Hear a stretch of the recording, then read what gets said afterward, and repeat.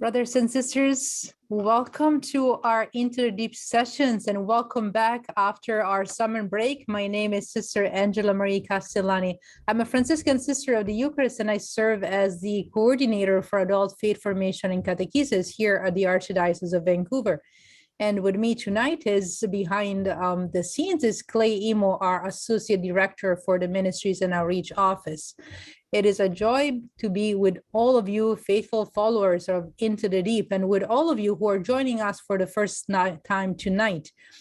For all of us, Into the Deep is our monthly series of lectures and talks and testimonies for seeking disciples.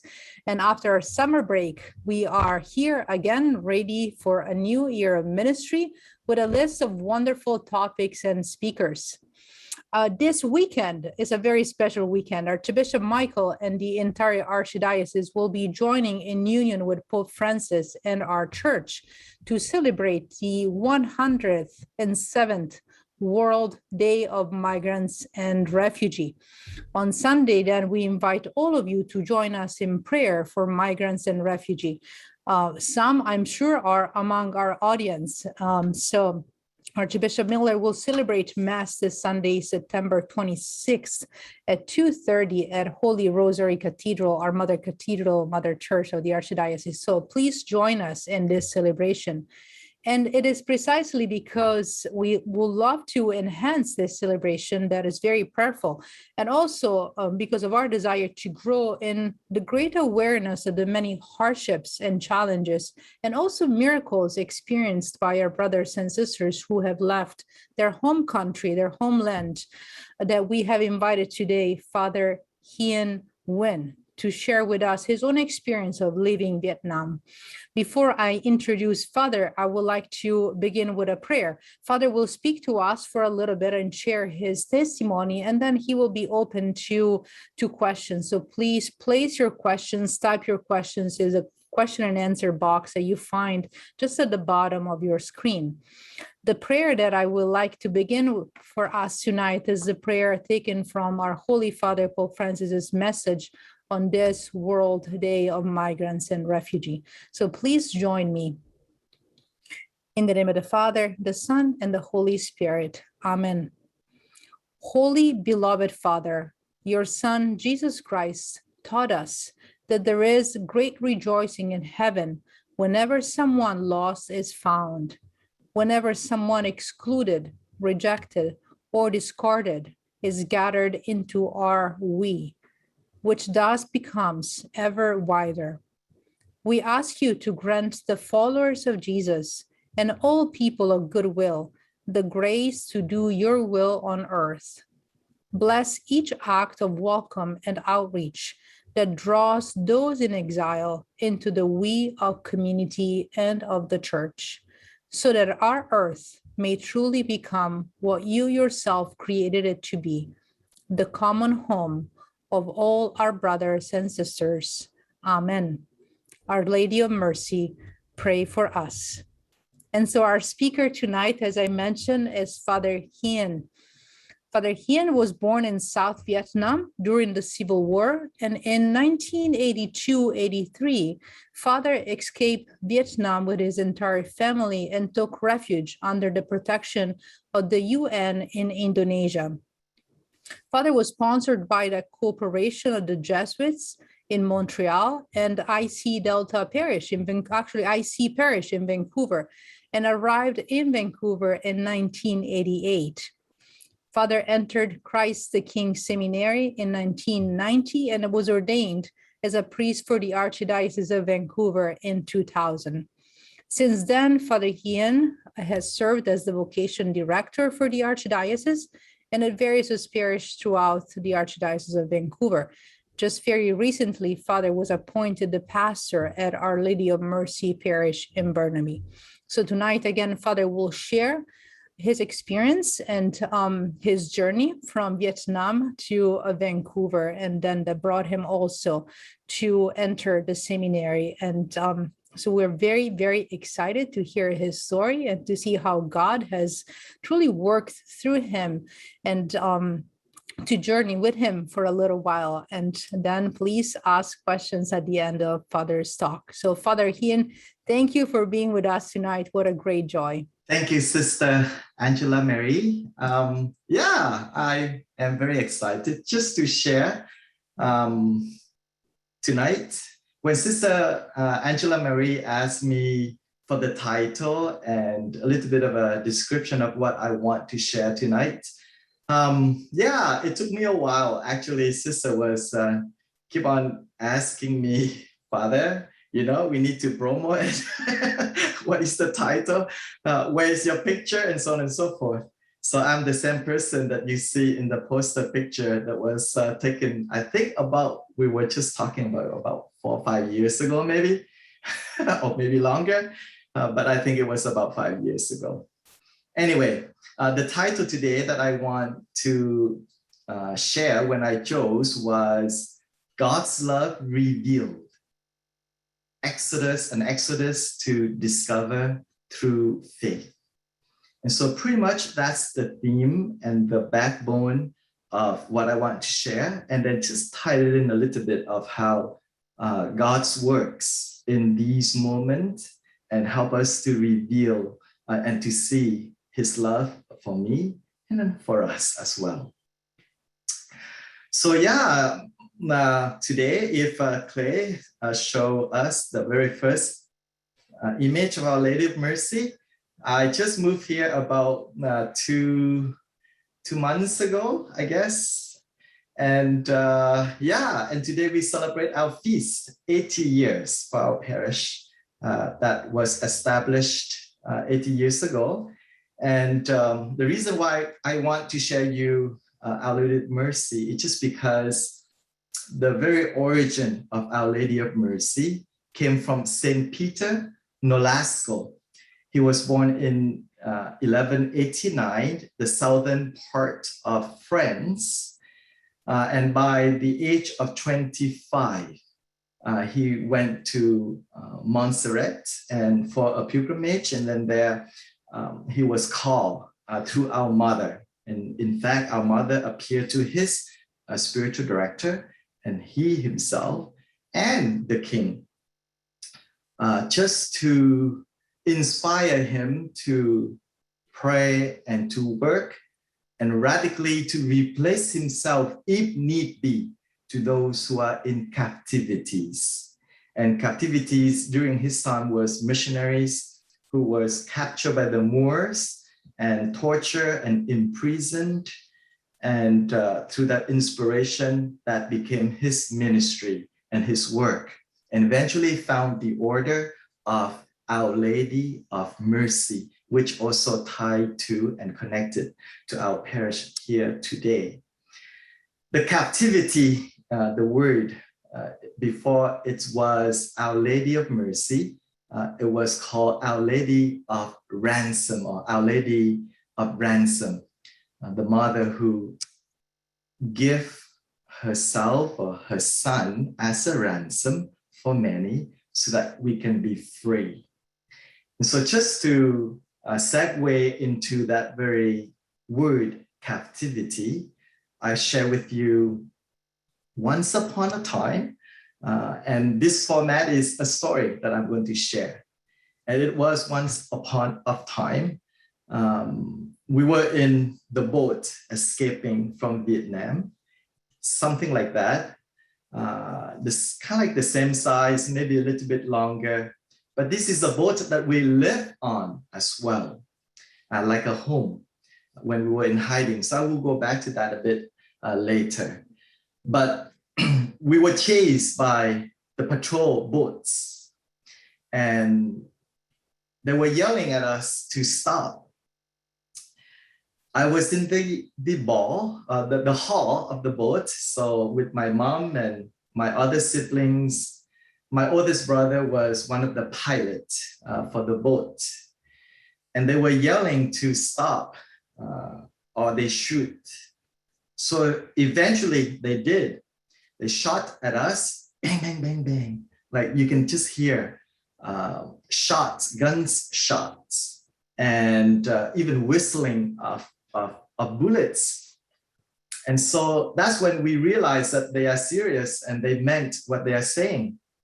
And so I think my oldest brother, who you can say foolish enough and courageous enough to kind of like pop out of the cabin, and there is kind of like a reverse. So there's only neutral, forward, or reverse. And so he put it in neutral or reverse, whatever he did, just to stop the boat. And to make the long story short, the patrol came, with gunpoint down to our boat, and eventually arrested all of us. They towed our boat to shore, and then eventually took us to the prison. And so, they process us, and they separate all of us from our mom. My father is not with us. Every time we try to escape, Dad never in the picture, just for the reason that I'm going to share with you a little bit later, because the thinking, or his thinking and mom thinking, is that let mom and us escape first. And then once we made it, and then he would make his way. And there is a reason for that. Anyway, we were in prison. They interrogated us and asking us who we were and who is our parents. Of course, we memorized all these things. So it's all fake names of mom and dad. In fact, my younger siblings did not know my mom and dad real names until later on in their lives, just because mom and dad changed their identity in hiding without them knowing, in a way. So they knew my parents' fake name, you can say, but not their real name. And so we were in jail for a short time, just a big place with iron bars. And then once in a while, they let us out to get some fresh air, and then we are back into it again. And they just fed us with whatever they give. And so that was my last captivity. And then eventually they freed us because we're just children, and mom was just a woman. So after 2 weeks or so, or maybe more, I don't remember exactly, they released us. And of course, when we made it out, Dad was the one who going kind of like welcome us back into life of hiding away from the communists again. So just to segue into the very last captivity, imprisonment before our final escape. So just to take you back a little bit of the background of our family and who I am in a way. So mom and dad married in southern part of Vietnam. And so this is during the time when the country is in a civil war between the communists in the north and then also the Republican in the south. And we were in the south. My father was a politician. He was an MLA for Khanh Hoa province. And so for us, we live a beautiful life. And so I'll share you a picture. It's in black and white. This is very precious because we have to burn everything, all of our evidence. So these are the pictures from our relatives of the occasion of my uncle, which is my dad's younger brother, who was ordained by Cardinal Xavier Thuan Van Nguyen, who also was in solitary confinement for 12 years, 13 years before he was released and then exiled from Vietnam. Anyway, on that occasion, these pictures are being taken. And so this is the first four of us, my oldest brother. If you can show the next picture too, Claire, thanks. You see, my older brother, my oldest brother, my older sister, and then me. And then the previous picture have my other younger brother. So those are the four. And then the last two one, Chin and Chan, which you eventually see, or Father Anthony now, at Westminster Abbey as a monk, Benedictine monk. He's our youngest brother. Will be in other pictures that we're going to share with you a little bit later. But anyway, here we live a very good life. That was an MLA, and you see, we were kind of like the upper class family living life, and with you can say servants working and helping out maids and so on and so forth in the house during that time. We lived like king, you can say. And then in 1975 is when things unraveled, and the communists came and took over the southern part of Vietnam, and then eventually the American withdrawn, and the Republican in the south surrendered. And so here,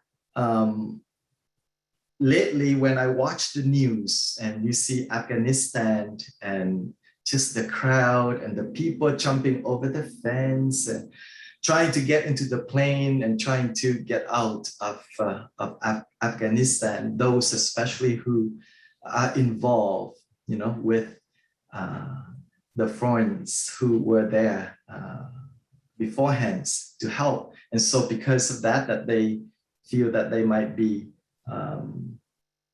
tortured and killed and arrested and so on and so forth.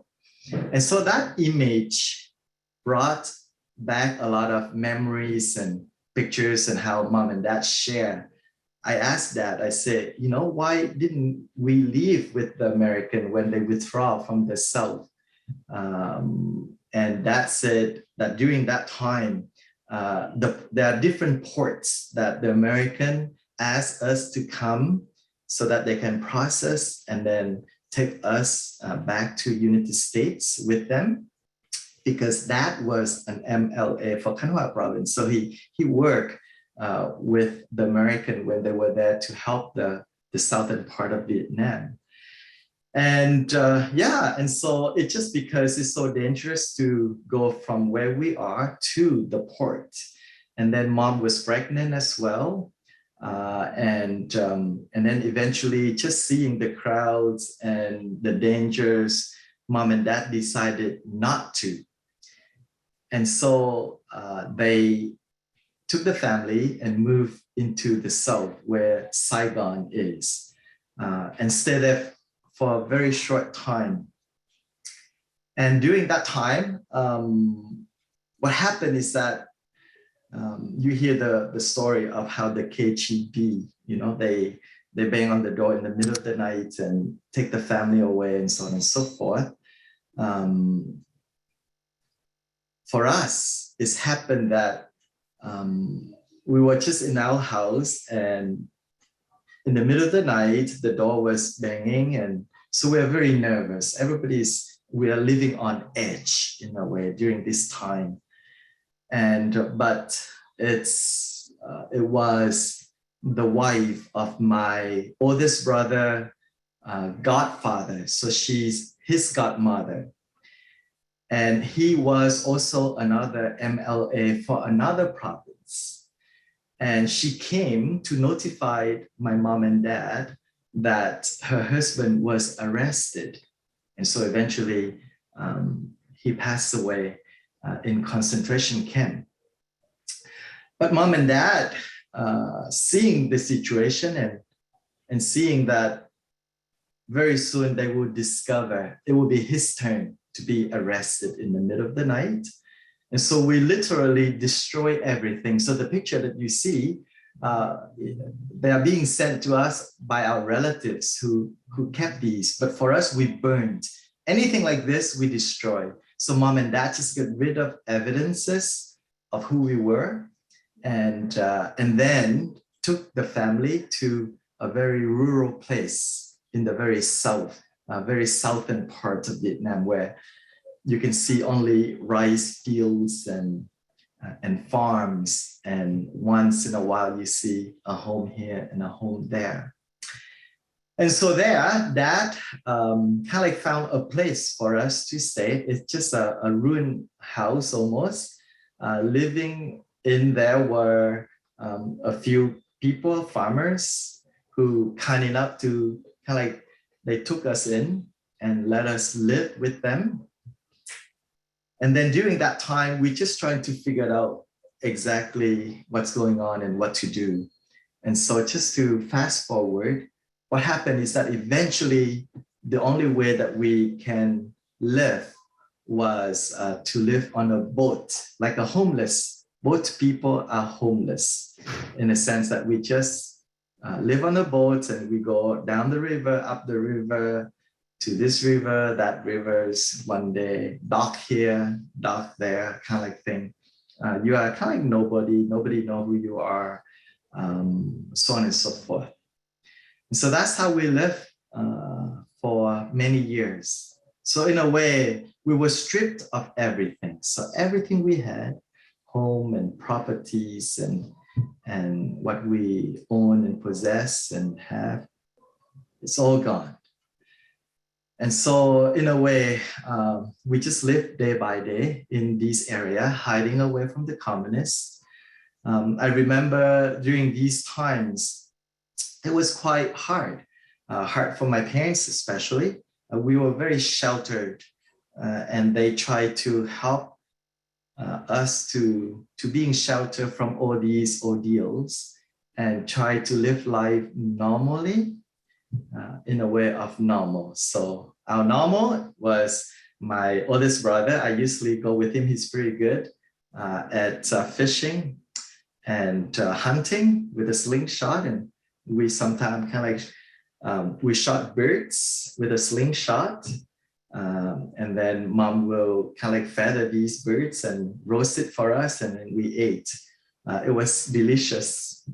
So crunchy that you can eat the bones even.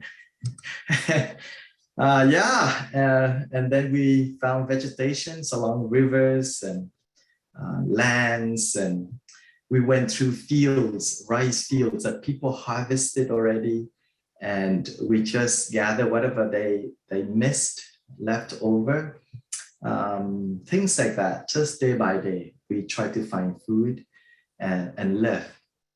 But in the meantime, Dad also had to kind of like be absent a lot. And at one time, he has to smuggle a machine into the farm area and sell it to the farmer and make some money to feed us. So sometimes he's away for weeks.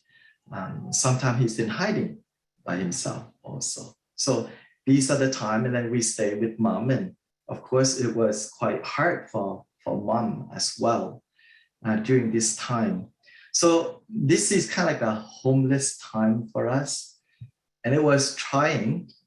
Faith was what we learned from mom and dad and how they share with us. Faith is whenever we can go to church. And that's not easy when we were in hiding. Education and school also wasn't possible. Most of us, my siblings and I, we were taught by mom and dad most of the time.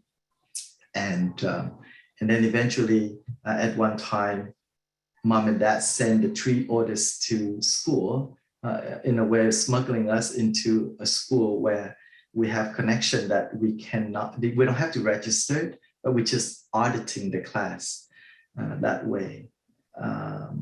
So this is kind of like our life. We have no freedom, religious freedom or freedom just to go to school or anything like that. We were, in a way, homeless in our own country. So eventually, mom and dad looked at our future and said, this is not for us, and then decided to escape. And so I just related to you in the beginning how we were escaped and then how we were arrested, and I ended up in jail, and that was my second time. So every time we tried to escape, this second time, that wasn't in the picture. And so now you understand why, because the thinking is that if we are being arrested, which we were, that would be ended up in prison for a long time, or if they found out, in concentration camp for a long time. mom and the 6 kids, 5 boys and 1 girl, will be on the street eventually and live on the street. And so the idea is that, okay, let mom and the kids escape first. If they don't make it, dad's still here to welcome them back and then support them, right? But then if they made it, and then he himself, by himself, will escape, so that he then, if he got captured, he will be ended up in jail, and he just by himself, so he doesn't have to worry about his family and so on and so forth. So this is kind of like the thinking, but this is our thinking. It's not God's thinking. And so the last time we escaped was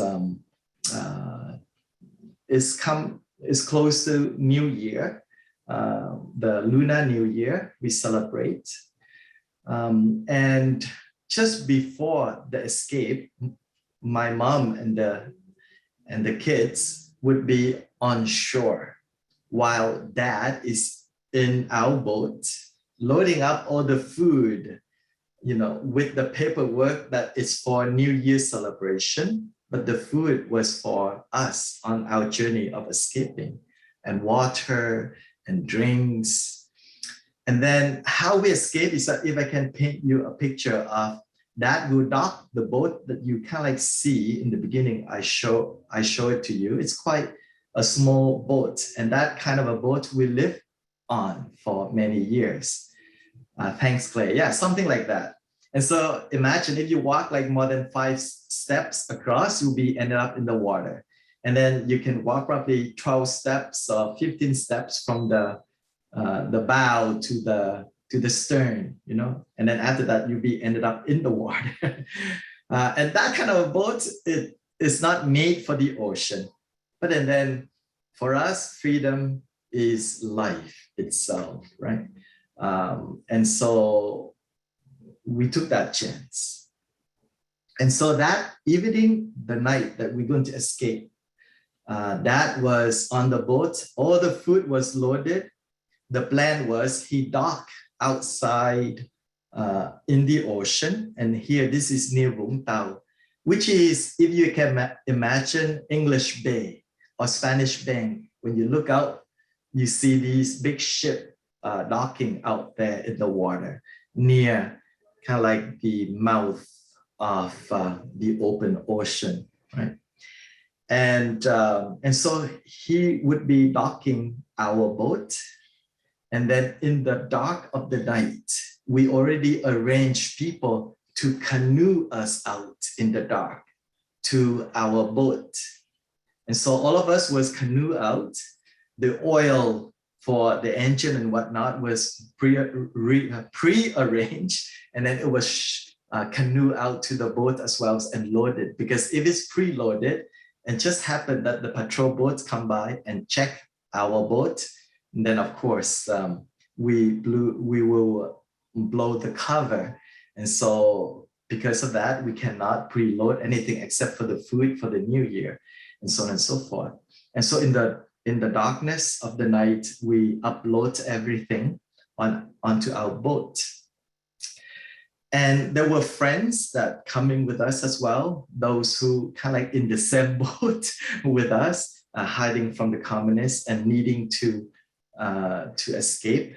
And so they were too with us. And then there were some who are not planned to come with us and escape with us, but they were the one who loading up all these things for us, and they knew, so they just sent some of their relatives to go with us, hitchhike, you can say, to escape.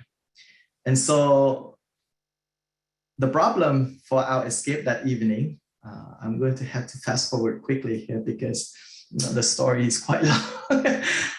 We have a local navigator pilot supposed to take our boat out to the open water, because the local water, there's a lot of sandbars in the middle of nowhere. And if you don't know them and try not to avoid them, you run these sandbar and got stuck, right? And so the navigator for the local water, he heard there was kind of like a huge storm coming in. It's just too dangerous to escape during this time. So he backed out. He didn't show up for taking our boat out. And so my dad did not know what to do. Everybody was already on board.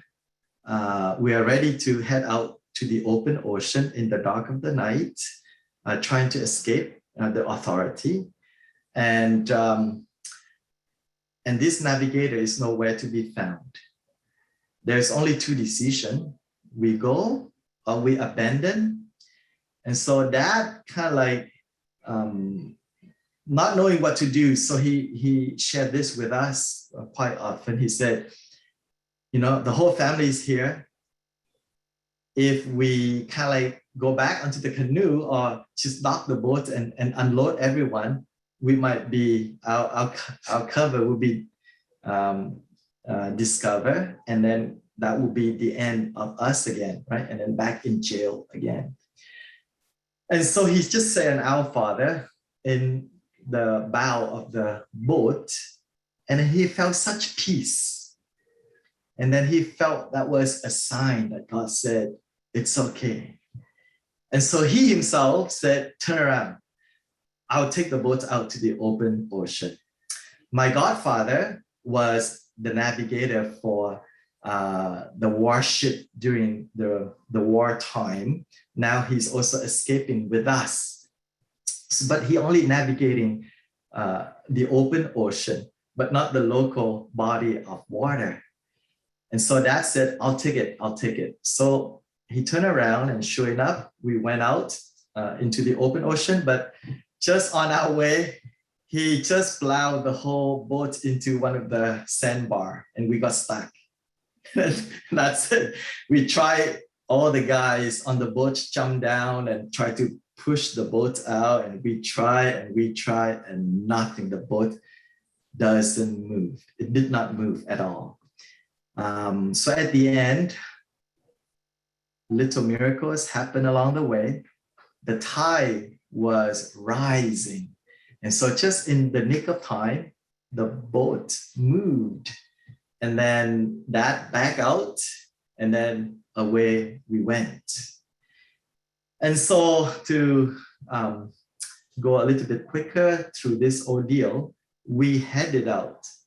And then in the early morning, we saw a lot of fishing boats came in because of the storm brewing already. So our boat is kind of like the only boat that it was heading out into the open ocean. It was crazy, to the point where eventually we hit the very first or second day, that first night, I believe, we hit already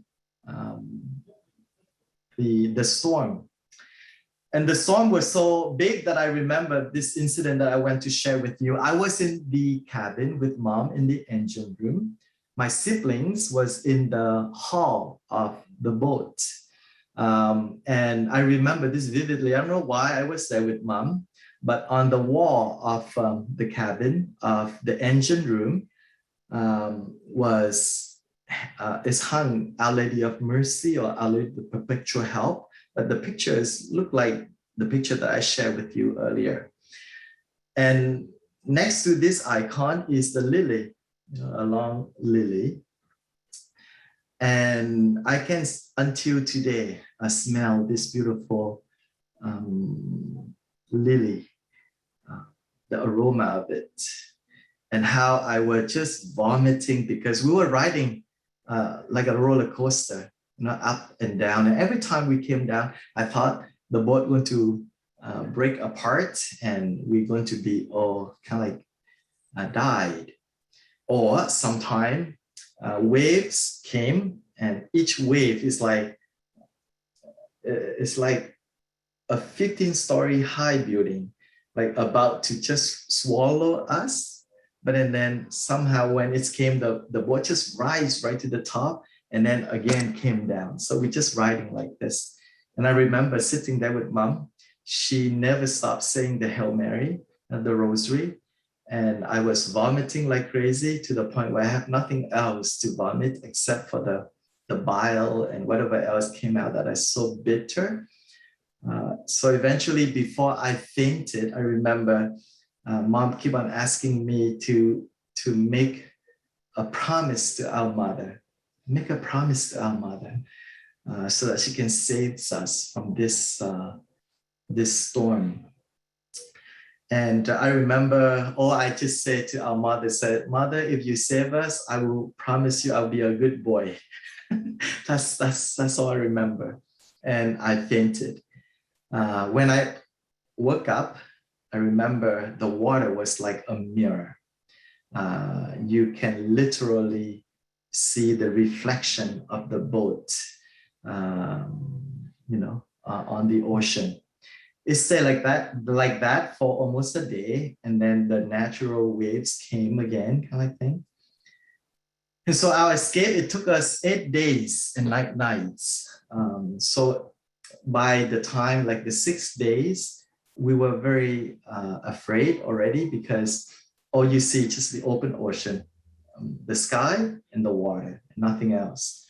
We're supposed to be in 3 or 4 days arrived in Malaysia. So my godfather navigated us to go to Malaysia, but we eventually ended up in Indonesia. Right? So after 8 days and 9 nights on the ocean, the very evening of the 8th day, I remember we saw the panorama of lights. It's panned out like a huge city. And we were just so happy. We said, land, land. And that's kind of like a sign of life and of hope. So our boat were just bearing towards that lights. There was one main light that very clear, and there little sparkle lights afar. So it took us all that night to the next day to get there and to realize what it was. So it was an oil rig in the middle of the ocean with a big flame on it. There were a lot of ships tankers that take the oil into, wherever they ship the oil elsewhere. And just because the way they dock it, looked like a city from afar, And so this also another miracle happened that day was when we head there, we docked to the smallest ship, which is humongous compared to our little boat. It's nothing.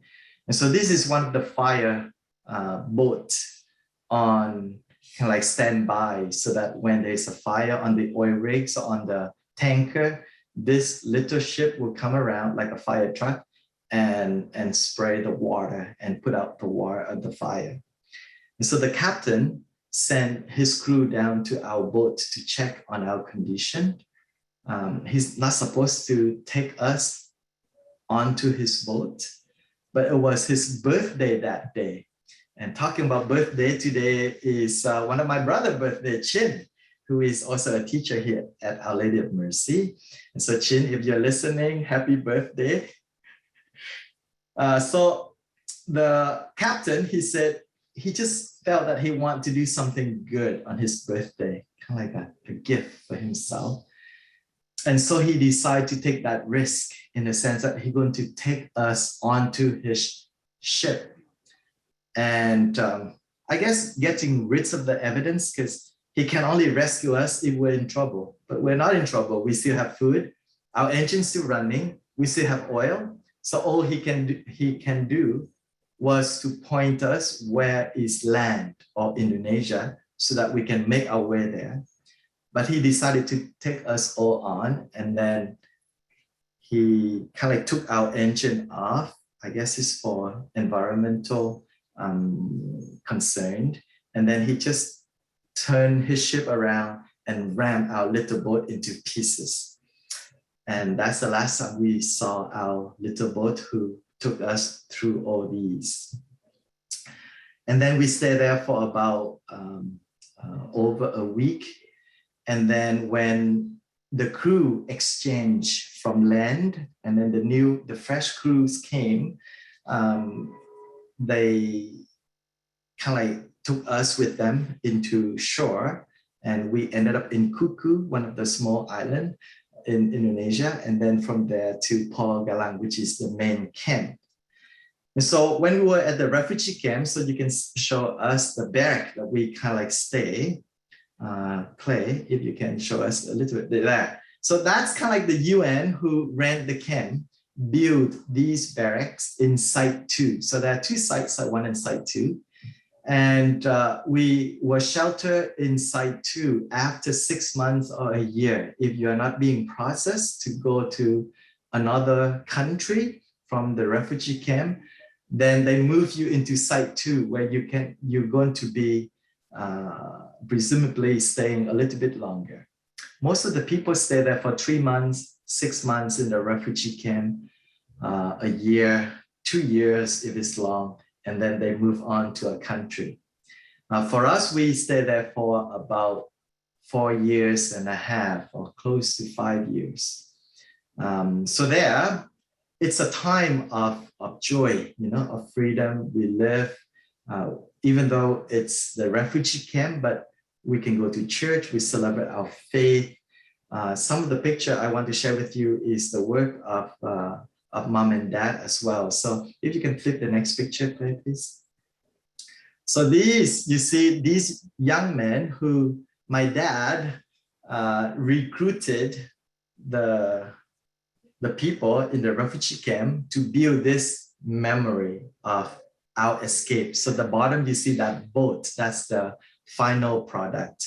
But we have to go to the river, get the sand, screen it, mix with cement, and then gather these people, and then a sculpture in the refugee camp to ask him to do this statue of our mother, all from the earth and the clay and the cement, only the cement that being provided.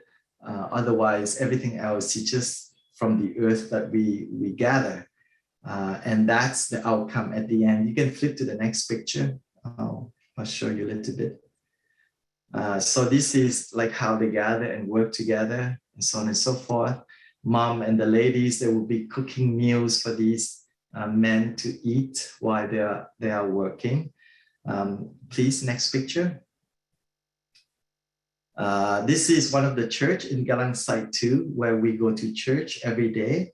I think they still reserve this church for the site for tourists now in Pulau Galang, Indonesia. I plan to take mom and dad back if I can for kind of like a visit, and before dad cannot travel anymore. Next picture, Claire, please. Oh, the previous picture on the right, if you see, it's the library. And also dad was the one who kind of like get people together to build that library for the church, so that at the camp we can have a library to go and read and get books and so on and so forth. Okay, please, next. This is just some of the memories we have. This is the 3 younger brothers of mine. I have 2 older, my older sister and my older brother. So you can see me there in the middle with the youngest, Father Anthony. And then Chin is on the right when you look at, and Chow is on my left there, my 3 younger brothers. Okay, next. So at the refugee camp, I didn't know, how fashionable we are. You see me in the pink there. Now looking back, at the camp, whatever you receive, you use. So that was one of the things that we received from people donated from, I don't know, elsewhere, coming through the UN and to us. So that's what we have. There you go. Next, please. That's the beach, actually, in the refugee camp. It's beautiful. And there, so like I share with you, it's a life of faith and of freedom, of trying to learn. So the teachers who taught us, they are all refugees. They were teachers in Vietnam. Now they share their knowledge with us in the refugee camp. The UN also provide teachers to teach us English. So one of the picture you see is one of my teacher who, because we stayed there for so long, we learned everything that they provided. And then at the end, they said, okay, there's nothing else you can participate. So why don't you help by translating and assisting teaching? And so anyway, they don't have enough girls. So I have to be the girl in this dance that we did for the Eucharistic children in the camp. So I was trying to be the girl in the middle there on the floor there. You see, that's me. Okay, next, Clay, please. There, that's Sassy. Sassy is her name, one of the Indonesian teacher who taught us in Indonesia, English. And eventually I became the assistant teacher there because I apparently learned all the courses they offered. And and so at the end, they asked me to assist them instead of being a student, I guess. So that's kind of like a little bit of life in the camp. It was not easy. The UN gave us a little bit of a ration every 5 days, each person.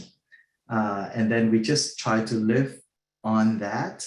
And then around our barracks, mom and dad grow vegetables and different things just to add on to what the UN gave us, like say 2 kilos of rice and a little bit of Pam, the canned food, the organ canned food, eggs, 5 eggs per 5 days, like 1 egg per day, kind of like things like that they gave it to us. And then we try to, add and supplement with other things that we can find.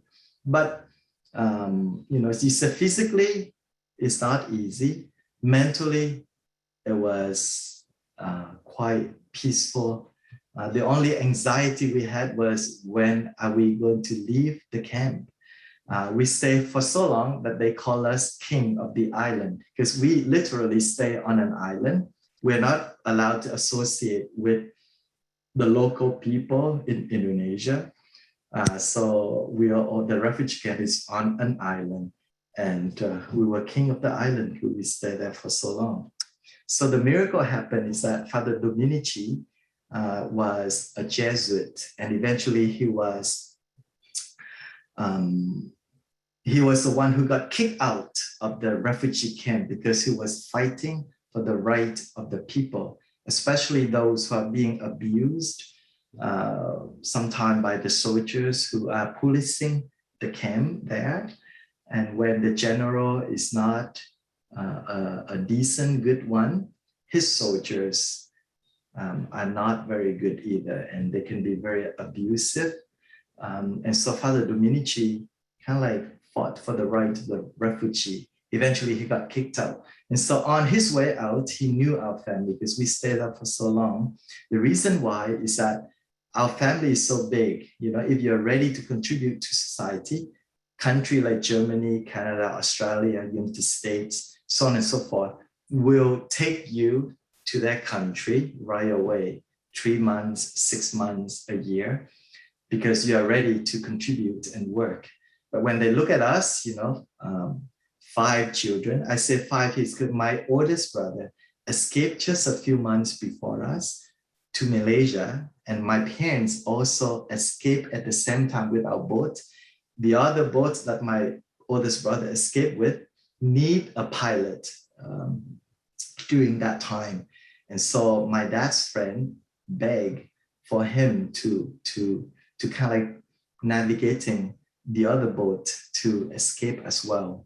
And so we're just thinking that we're going to join him after a few weeks in Malaysia, but we never know that we ended up in Indonesia.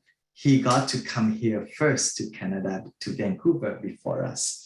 And so we got stuck there for quite a long time. So Father Dominici knew our family, went back to Montreal because he's a Jesuit. He visited the Jesuits in Montreal and asked them to sponsor us.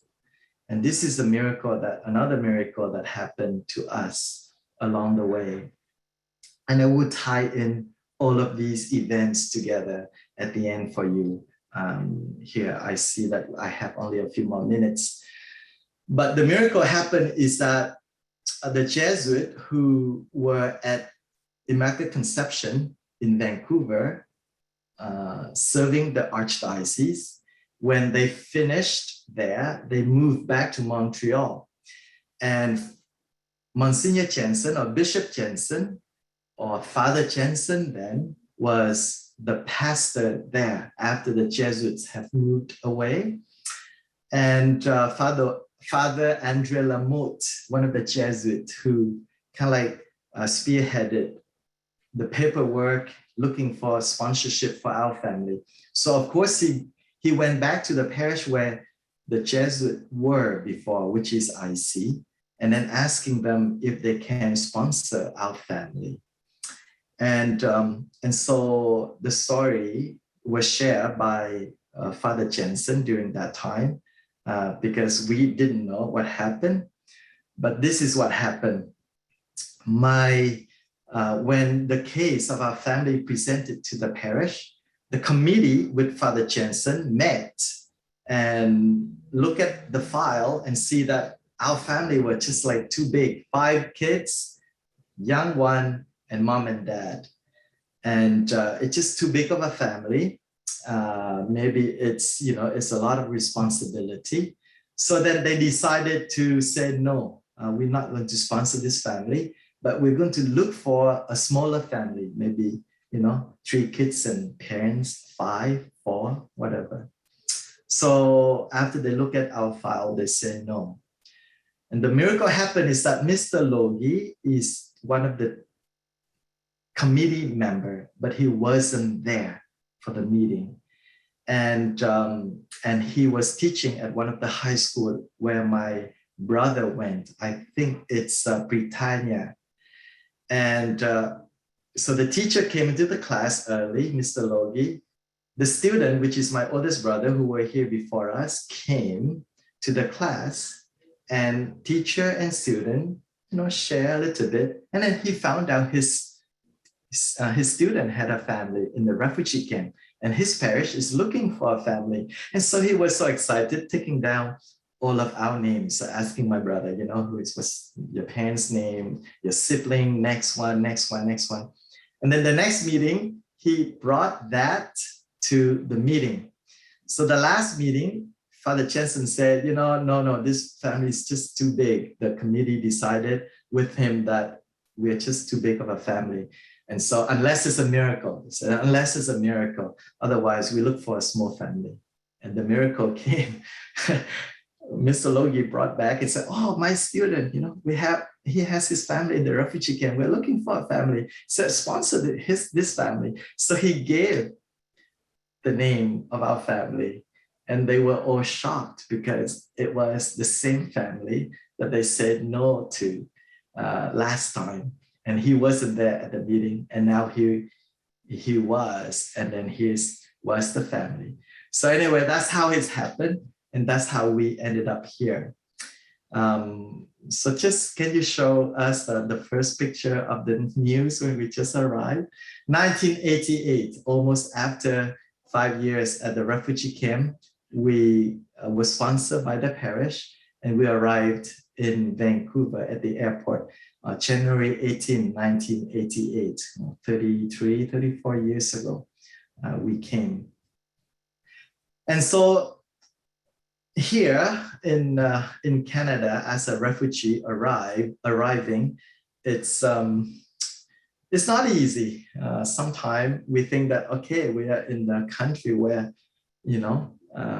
freedom is here, and peace and tranquility and prosperity and so on is prosperous, and so on and so forth. And but I remember just to adjust and adapt to the life here is quite a challenge. Some of the funny story, I remember I was sick the first few months when we were here, and my siblings were at school, and then one of the parishioners at IC was checking on me to see how I am. She brought me this liquid, and she asked me to drink a lot. So I drank, and then she said, no, you have to drink more. So I drank, And I said, this woman is crazy. I'm sick and vomiting and so on and so forth, and in bed. And here she gave me wine, white wine to drink.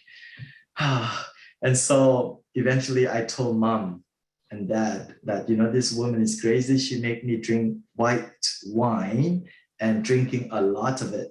So at the end, we figured out it was apple juice, but I thought it was wine. So things like this, like first time eating hamburgers and first time this and first time that, and adjusting to the life here and so on and so forth. But we were met with a lot of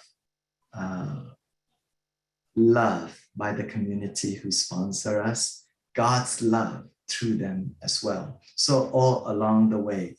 Anyway, I have a lot of details and a lot of funny kind of like moments that are quite beautiful that I want to share, but I'm running out of time. So I'm going to sum it up here.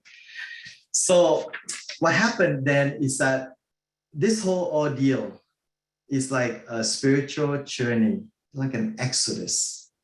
Exodus in a way that God free us from captivities. And the way he does that, just like the Israelites, right? He stripped them of everything and they had nothing, and they're being led out into the desert. And then through the desert, they complain, God is abandoning us, and is God punishing us? Is there a God? Why is happening to us? And so on and so forth. To, the fidelity with God and how God fed them the manna to eat, comforted them, and then eventually free them and lead them to the promised land. Right? And so our journey, connecting the dots, looking back, it's like a spiritual journey where every spiritual journey, many saints, they're going through this ordeal. First, they need to be purged. So purgation happened, the losing of self, of pride, of things of what we have that we thought is important. And then in that desolation, that God give us illumination. He started to feed us, to comfort us, to share with us these moments in our journey, reminding us that no, his presence with us, and then lead us to kind of like the promised land or this unitative communion with God. And so in a way, my journey with my family is this exodus. Exodus in the sense that, if mom and dad is hogging on to what Pope Francis say in his address, the very address for the migrants and also the refugees for this coming Sunday that we celebrate the world of migrants and refugees. In his address, he say, we are so consumed by this consumerism of things and the egoism that we have, the selfishness that we have, so much that we can see the love of God in our lives anymore. So in order to do that, and to see the brothers and the sisters in each of us, in his encyclical of Fratelli Tutti, we are all brothers. And the only way we can experience God's love through seeing others and the marginalized and the refugees and the homeless, the captives, they are all our brothers and sisters who continue to need our assistance, our prayers, our help. And so for us, it is if mom and dad holding on to these things and material and properties and money and what we have, living this upper class kind of like lifestyle and like a king and so on and so forth, and hold on to that, I'm pretty certain that we ended up in jail, in concentration camp. That would be living on the street and the family will be breaking apart in a way.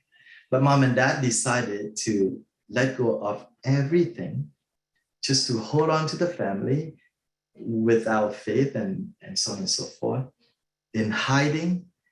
And through this ordeal of difficulties, we thought God is maybe punishing us or abandoning us in the most difficult time. But during these times are times that God was carrying us in his hands and walking us through. Because without hiding, living on a boat, we would not have a way to escape and ended up where we are today. And so through that you see how God's work and the boats become a vessel, a way that we can escape. And in escaping, God show us along the way of his love for us and how we get here. And every step of the way, there were miracles, big and small. Even surviving the storm was a miracle. People, our relatives, went to church and asked the pastor to celebrate a mass for the death of our family because they think we are all perished in the ocean. But our mother, through the miracle, brought us here, and through many miracles that happened, brought us to what we are today. I usually tease Father Jensen that, the diocese make a profit. You sponsor us, and now you got 2 priests out of the family. 1 monk at Westminster Abbey and 1 for the Archdiocese of Vancouver. And it's a good investment, I say. But the beautiful circle goes around. When I was at St. Anne's in Abbotsford, we got together and we sponsored a family of 3 boys, mom and dad, 5 people from Syria. They just moved to Ottawa just a month ago. But they were sponsored, and just seeing them going through and went out to the airport to welcome them, a lot of flashback. One of the pictures that I have was kind of like when we just arrived, and the province and the BC Catholic kind of got a hold of us and then took pictures and so on and so forth, and then make the story and share the story. To the world, success is you have a good job and everybody is successful in life. And so in the eyes of the world, looking through what our family went through as a refugee, my oldest brother married and have 2 kids. He worked for a very good company for many, many years, and he ran the whole company, the HMS in Surrey. I worked for him for 2 summers when I was a student as well. My sister married, have 4 beautiful children.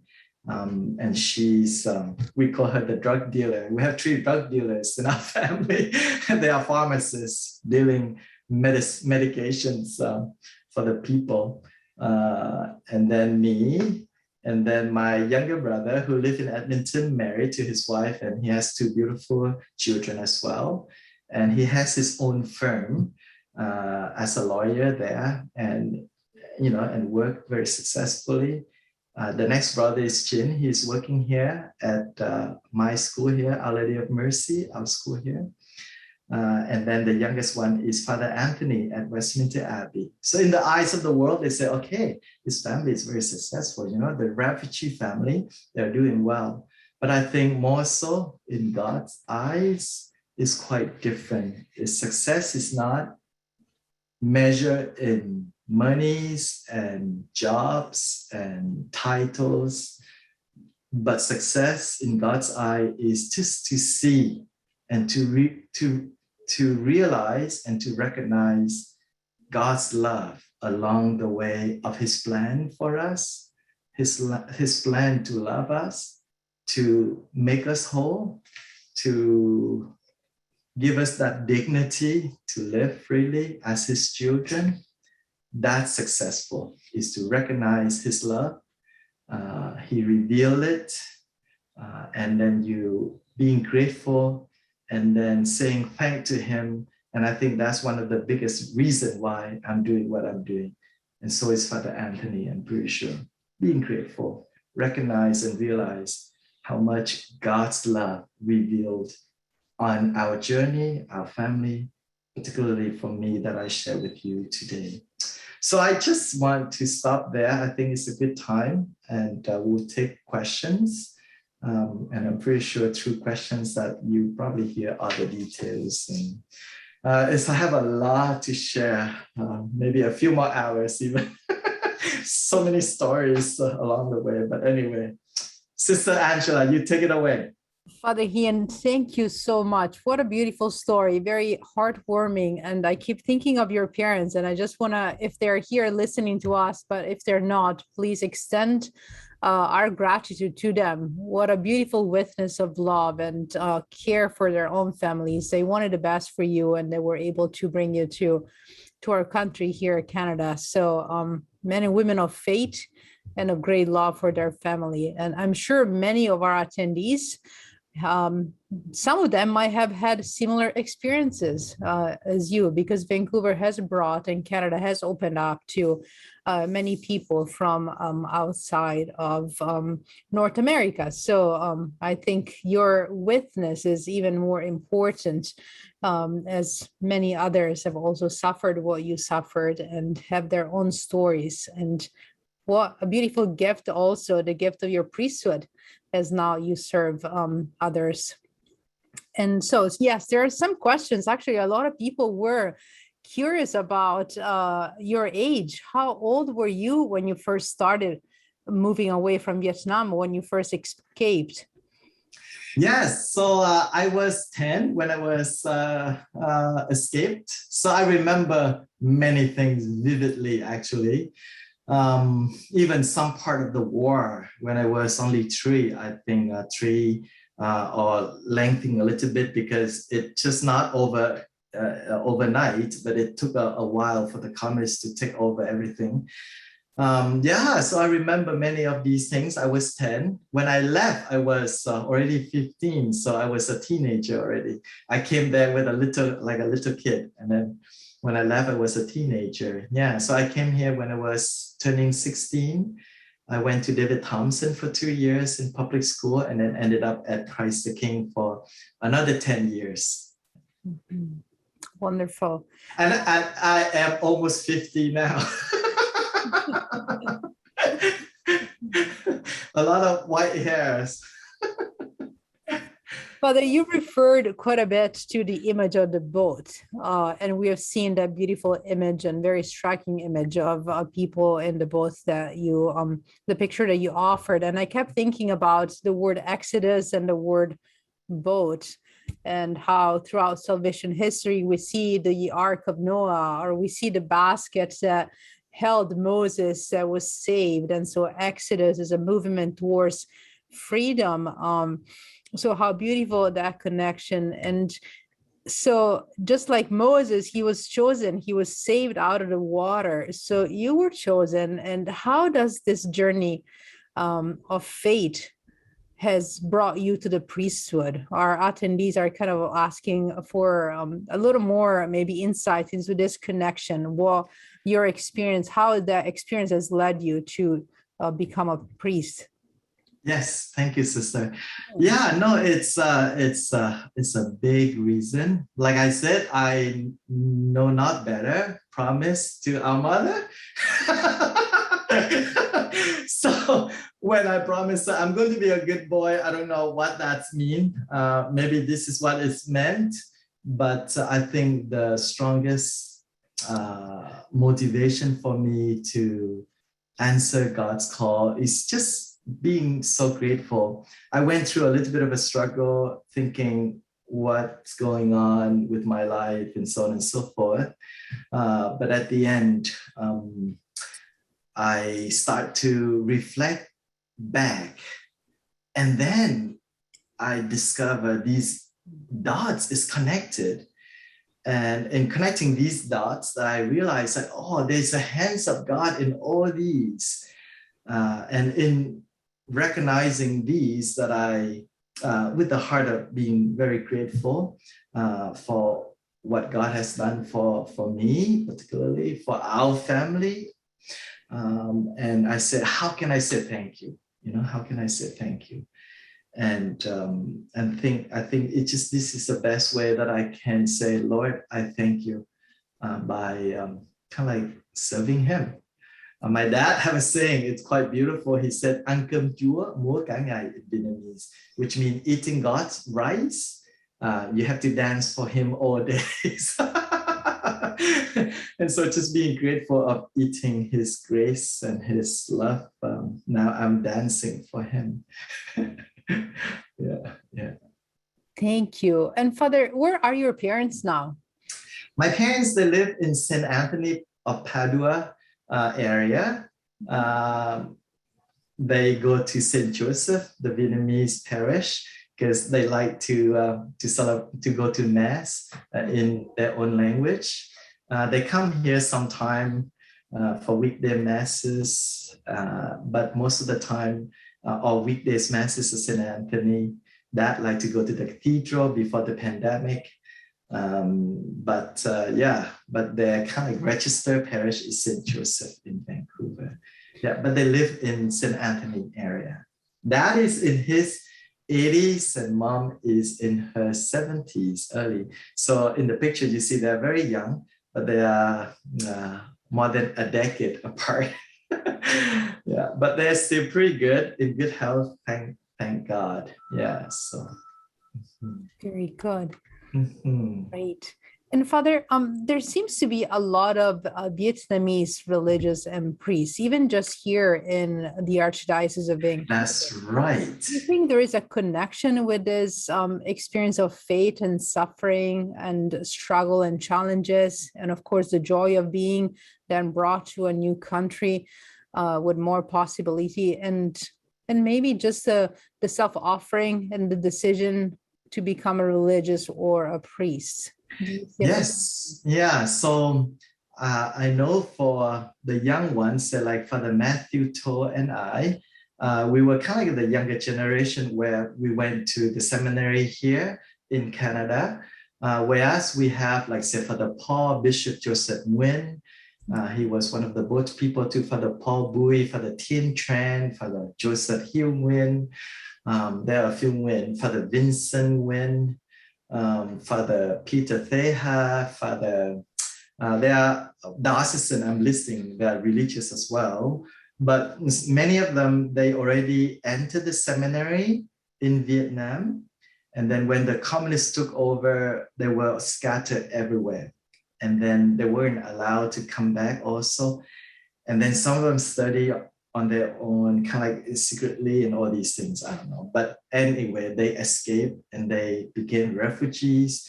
And when they came over here, that vocation continued to grow. And I'm pretty sure if you ask each of them, one of the big motivation for them is that it's just being grateful for what God has done for them, and just in responding in His service. I'm, like our mother say, I'm the handmaid of the Lord, and do with me whatever you will, because you have done great thing for me.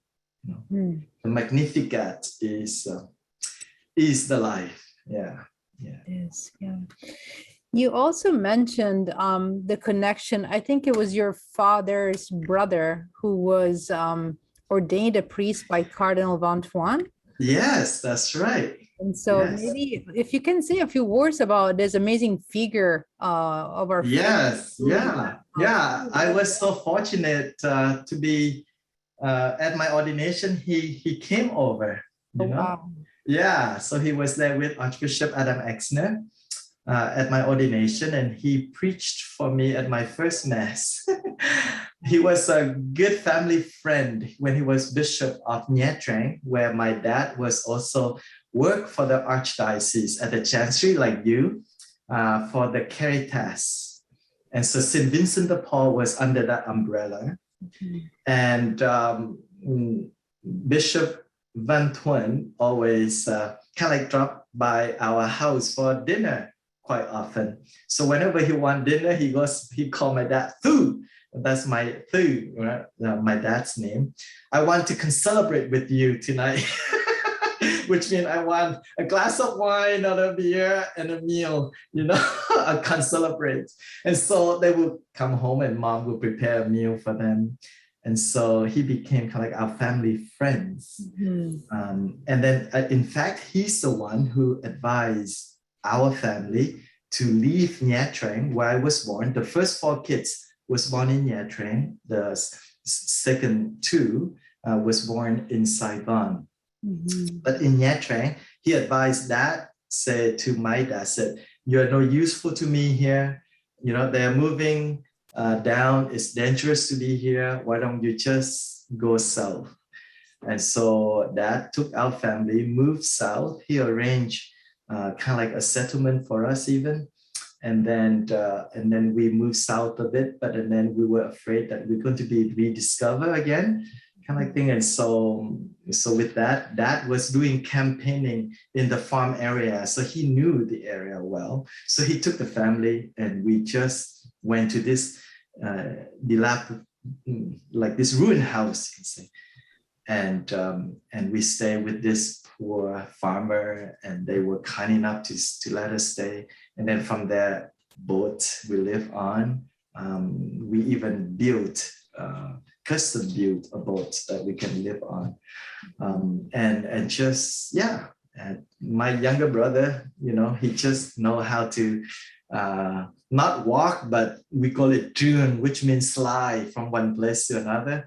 That the floor of our boat was just shiny because he polished it. It's just such a small area, and we live on like a home, and we travel back and forth on the river, so on and so forth. Yeah. Oh, there's so many stories and memories. You and your siblings lived very, very closely together. If you think about living in a boat and then in the refugee camp, and we're celebrating the year of the family and seeing so much beauty in family relationships. But were there ever tensions among yourselves and maybe times where you needed to get out of the family in that particular situations? No, we were too young. We're so depending. I mean, I'm the 3rd oldest and I was only 10. And so the younger one is even younger, and the older one is not too much older, a couple of years older than me, my sister, and then my oldest brother, 4 years.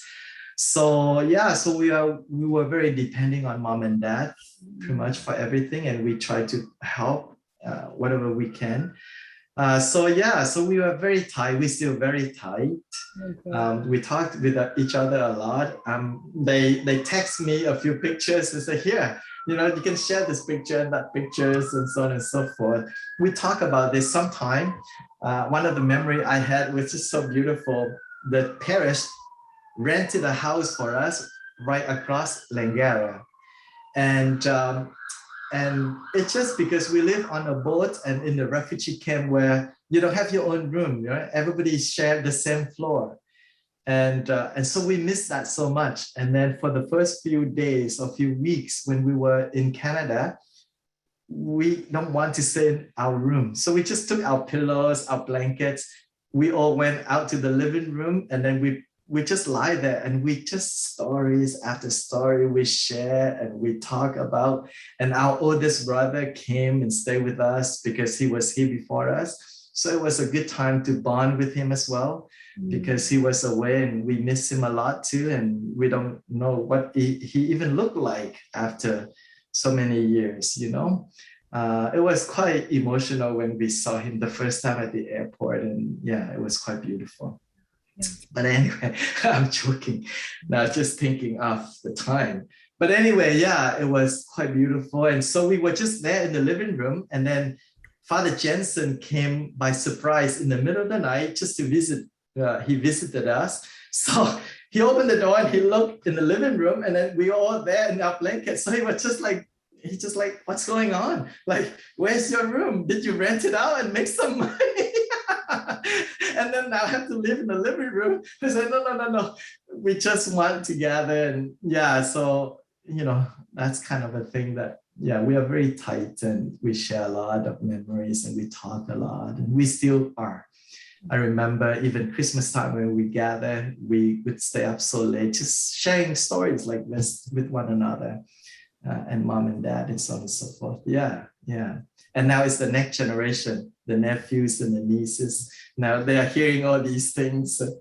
And yeah, so we just want to pass it on a little bit of the memories and, our ancestors and what we went through, so they understand the heritage of the family. Yeah. Yes, the culture, the Vietnamese culture is a great gift to our archdiocese. Definitely, your faith has been an amazing witness, and so we're very, very grateful to you and to each one of you who are present tonight with us, and with all the people that we will be celebrating on Sunday for this beautiful Mass of Migrant and Refugee, for the many people who leave their countries to find a better life for themselves and for their families, who come here and work on our land and serve in the many services that are needed. So we're very, very grateful. And of course, you, Father, tonight for taking the time on this feast of Our Lady of Mercy of your parish to be with us. And thank you for your parishioners for sharing you with us tonight. So we're very, very grateful. So thank you again for, yes. Yeah, thank you, sister. Yes, and just one more final plug. Sure. If you can come to the Mass, the Archbishop is going to celebrate this Sunday, and pray for these people. There are so many of them out there now. You see on the news. So yeah, make sure if you can, that would be just amazing. It's a beautiful theme. Miracles happen, prayers, works, and it worked through our lives. It is. And to even see how many of us are immigrants. There are 3 of us tonight here from the Archdiocese, Father Hien from Vietnam. I was born and raised in Italy, Clay Imo with Filipino and Japanese heritage. So here we are in this beautiful country, Canada. So thank you for all of you for being with us tonight. A few upcoming events. Again, the Mass for Migrant and Refugees coming up on Sunday. And continuing with some wonderful opportunities. The Catholic Faith in Plain English is continuing. So the recordings from Father Vincent Oxwell and Maureen Creeman are posted every Sunday on our Behold website, and you can watch them whenever you're more able to do so. They're wonderful lectures on the basics of the Catholic faith. Soon then we'll be celebrating Jay Kim. Unfortunately, the retreat for the men's retreat had to be canceled because of COVID, but Jay Kim with a special guest, Bishop McCaig, will offer one evening on October 1st, so next week. So all men, please join us for this wonderful evening. And then next week also, we'll have the first of the 4th session on the letters of St. Paul, offered by Father Nick Meisel. After the great success of his lectures on the 4 Gospels, we're now introducing the letters of St. Paul. So please join us on October 2nd, next Saturday, for the first of those 4 lectures. And then we'll begin another Endowed Faith study. So women out there, please join us. We'll be meeting for 8 Thursday consecutively. And this time we'll be studying the document Lumen Gentium, the Light of the World, a wonderful document that was written during the Second Vatican Council on the vocation of the laity and also on the meaning of the church. What is the church? Who is the church? And what is really the role of women as we strive to serve our church and our world. So please join us for this wonderful faith study beginning on October 14th for 8 Thursdays. And then again, our Into the Deep will come back in October, and this time will be our own Archbishop Michael Miller, who will address us and will kind of break down a bit the document written by our Holy Father Amoris Laetitia.